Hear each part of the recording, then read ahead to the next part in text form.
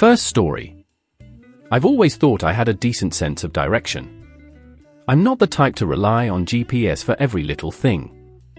A lot of my friends would say, just use your phone. But there's something about figuring things out on your own, especially when you're on a long road trip. So, when I decided to take a solo trip across a few states last summer, I felt confident I had it all under control. The plan was simple. I'd drive from New York to Ohio, taking some scenic routes to avoid the monotony of highways. I'd stop wherever looked interesting, enjoy the ride, and take my time. I wasn't in any rush. Things were going smoothly for the first few hours. The sun was shining, the roads were pretty empty, and I was loving the freedom. But somewhere in Pennsylvania, I missed a turn. I didn't realize it at first. I was too busy enjoying the landscape. By the time I noticed, I was in unfamiliar territory. It wasn't a big deal, though. I figured I'd find my way back soon enough. But then I saw this sign, "Welcome to Woolbridge." I'd never heard of Woolbridge before, and it wasn't on my original route. Curious, I thought, why not? Small towns often have hidden gems, so I decided to take a little detour and check it out. Woolbridge was odd, to say the least. It was like one of those places stuck in time. The main street had a few shops, most of which looked like they hadn't been updated in decades. There was an old-fashioned diner, a hardware store, and a bakery that smelled incredible. I parked my car and decided to stretch my legs. As I walked through the town, I couldn't shake the feeling that something was off. It wasn't anything specific. The people were friendly enough, smiling and saying hello as I passed by. But it was just a bit too quiet. Almost like the town was waiting for something to happen. I stopped by the diner to grab a bite. Inside, it felt like stepping into a 1950s time capsule. The walls were covered with faded photos of the town, and the menu was printed on one of those laminated sheets that had seen better days. I ordered a burger and chatted with the waitress, a woman in her 60s with a kind smile and tired eyes. "So, what brings you to Woolbridge?" she asked, setting my drink down in front of me. "Just passing through. I took a wrong turn and ended up here," I said, trying to keep things light. She chuckled. "That's how most people find this place. We don't get many visitors." There it was again, that strange feeling. I glanced around the diner, noticing how empty it was except for one older man sitting at the counter, sipping his coffee. He hadn't looked up once since I walked in. After lunch, I wandered some more. The town wasn't very big, so it didn't take long to see most of it. But as I was about to head back to my car, I noticed something strange. There were no clocks. None in the diner, none in the shops, and I couldn't see one on any building. I hadn't realized it at first, but now that I was looking for it, it stood out. I figured I'd check the time on my phone. No signal. That was weird too, because I hadn't had any issues with reception earlier. I walked over to the bakery, hoping maybe they'd have a clock inside. When I stepped in, the smell of fresh bread hit me immediately, but so did something else. The people inside, the ones sitting at the few small tables, all turned to look at me at once. It wasn't a quick glance either. They stared, like they were waiting for me to do something. I tried not to look fazed and approached the counter. "Do you know what time it is?" I asked the woman behind the counter. She smiled, but it didn't reach her eyes. "Time moves a little differently around here," she said. "What?" I didn't know how to respond to that. I grabbed a loaf of bread and paid quickly, eager to leave. As I stepped outside, the sky had darkened, like a storm was rolling in. But when I looked up, there were no clouds, just a dim, overcast sky that hadn't been there moments ago. It was time to go. I made my way back to my car, feeling uneasy. The streets were empty now. No one was around, not even the friendly faces I'd seen earlier. I got into the car, turned the key, and the engine sputtered before dying. I tried again. Same thing. I checked my phone. Still no signal. Great. At this point, I was starting to panic. I didn't know what was going on, but I knew I needed to get out of there. I grabbed my stuff and started walking, hoping I'd find someone who could help. But as I walked through the town, it felt like it was closing in on me. The buildings seemed taller, the streets narrower, and the silence was deafening. Finally, I saw someone. It was the older man from the diner. He was standing at the end of the street, just watching me. I hurried over to him, but as I got closer, he turned and walked away, disappearing around a corner. I followed, but when I turned the corner, he was gone. Instead, I found myself at the edge of town. And just beyond the last building was my car, parked where I'd left it, with the engine running. I didn't waste any time. I jumped in, threw it into drive, and didn't look back. When I finally made it back to the main road, the sky was clear again, and my phone buzzed to life with missed notifications. I glanced in the rearview mirror. There was no sign of Woolbridge. Just an empty stretch of road. I've tried to look it up since, but there's no record of a town called Woolbridge anywhere near where I was. Maybe I imagined it. Or maybe I stumbled into a place I wasn't supposed to find. Either way, I'm sticking to GPS from now on. Second story. I've never been the type to plan much in advance. I like to think of myself as someone who goes with the flow, always open to new experiences. But this story? This was definitely not something I saw coming. It's the kind of thing you see in movies or hear about from a friend of a friend. Only this time, it happened to me. It was last summer, and I was visiting my buddy Dave in Chicago.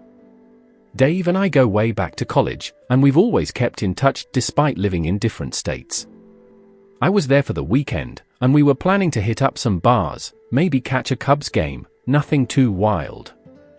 Just your average guy's weekend.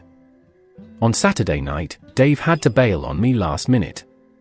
Something about his girlfriend needing help with her car, and he couldn't say no. I didn't mind too much. I figured I'd just explore the city on my own for a bit. I'd always wanted to check out more of Chicago, so I grabbed my jacket, hopped on the train, and headed downtown. After a couple of hours wandering around, grabbing food, and checking out some local spots, I stumbled upon this fancy hotel. The kind of place with marble floors, chandeliers, and people dressed to the nines. It was getting late, and I was starting to feel the buzz from a couple of beers I'd had earlier. That's when I noticed a crowd of well-dressed people milling around the lobby, laughing and chatting like they were all heading to some big event. Curiosity got the better of me. I edged closer, trying to figure out what was going on. It didn't take long to realize that it was a wedding. The bride and groom were nowhere in sight, but it was obvious from the group's energy and the elegant outfits. I don't know why, but for some reason, I thought, why not? Let's see where this goes. I slipped into the group, acting like I belonged there. No one seemed to notice. Everyone was too busy having a good time, sipping champagne, and talking about the ceremony. I started chatting with a couple of people at the bar, asking how they knew the bride or groom. I kept it vague enough not to give myself away, and to my surprise, no one questioned it. One guy even offered to buy me a drink. At this point, I figured I'd stick around for a while. I wasn't doing any harm, just enjoying the atmosphere. Plus, the open bar didn't hurt.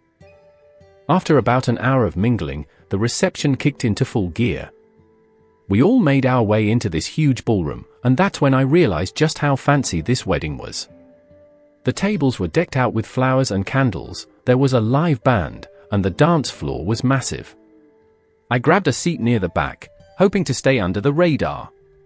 But then something unexpected happened. One of the bridesmaids, a woman named Emily, sat down next to me.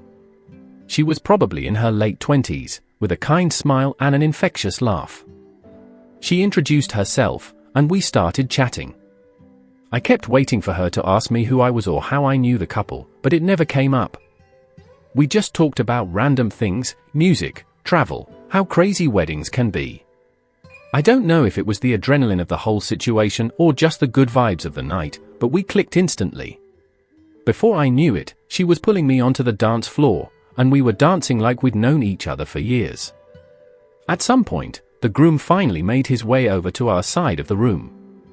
My heart stopped for a second, thinking I was about to get busted. But to my surprise, he was the most laid-back guy I'd ever met. His name was Matt, and he was this tall, easygoing dude who gave off major chill surfer vibes, even though we were in Chicago. "Hey, man. Glad you could make it," Matt said, clapping me on the back like we were old friends. I smiled nervously, half expecting him to ask who the hell I was, but instead, he just grabbed a beer and joined us on the dance floor. The rest of the night was a blur of dancing, laughing, and making small talk with random wedding guests. Emily and I hung out most of the night, and by the time the party was winding down, it felt like I'd known her for much longer than just a few hours. As the reception started to wrap up, I realized I had to make my exit before someone figured out I wasn't supposed to be there. I pulled Emily aside and confessed the truth. "Listen," I said, "I've got to be honest. I wasn't actually invited to this wedding. I just sort of showed up." She stared at me for a second, and I braced myself for the awkwardness that was sure to follow.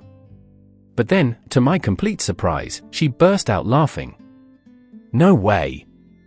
You crashed the wedding," she said between laughs.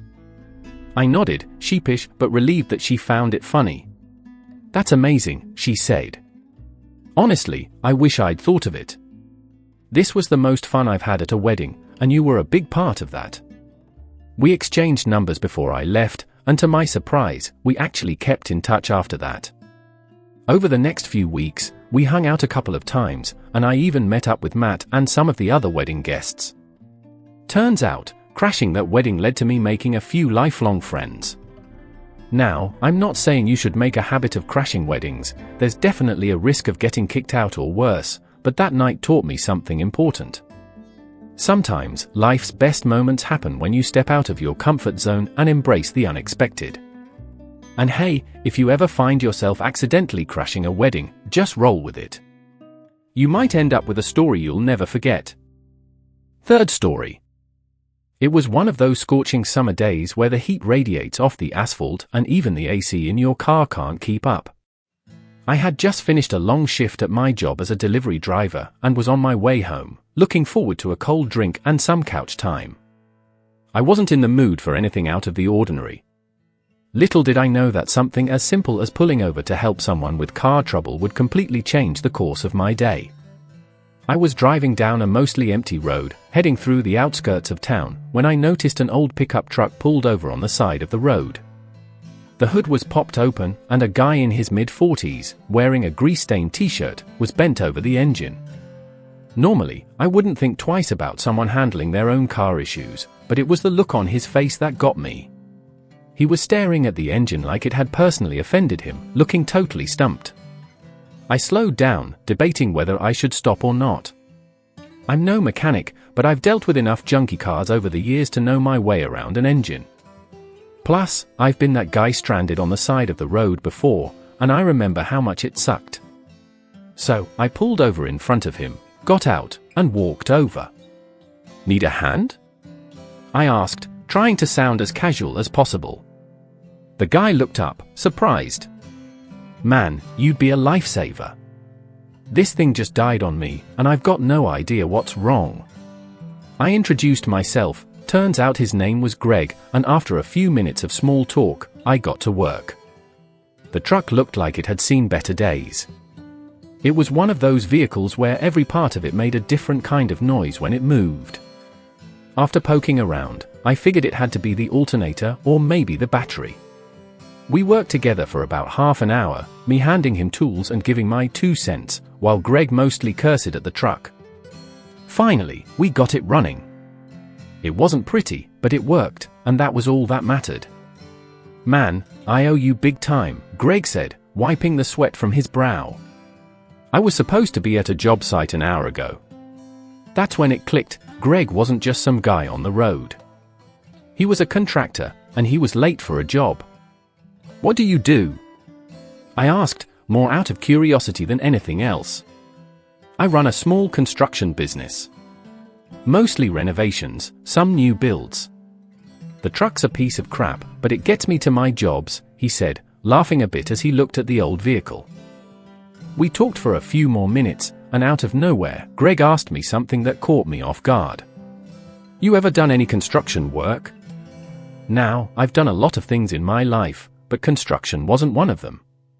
Still, I knew how to swing a hammer and wasn't afraid of manual labor. Plus, my job as a delivery driver wasn't exactly fulfilling, and I'd been thinking about making a change. "Not professionally," I said, "but I've done some stuff around the house." "Why?" Greg smiled.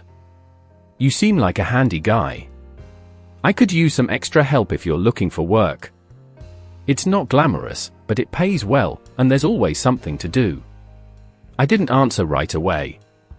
The idea of switching gears like that, from driving around in an air-conditioned van to working on construction sites in the heat, was a big shift. But something about the offer appealed to me. Maybe it was the challenge, or maybe it was the chance to do something more physical and hands-on. "How about I come by tomorrow and see what you've got going on?" I finally said. Greg seemed pleased. "Sounds good. Meet me at this address," he said, scribbling something on the back of an old receipt and handing it to me. The next day, I showed up at the job site he mentioned. It was a small house in need of serious renovation, with peeling paint, broken windows, and overgrown weeds everywhere. Greg greeted me with a grin and introduced me to his crew, a couple of guys who'd been working with him for years. "All right, let's see what you've got," Greg said, tossing me a pair of gloves. The day flew by. I spent most of it demolishing old drywall, hauling debris to a dumpster, and helping the guys prepare for new insulation.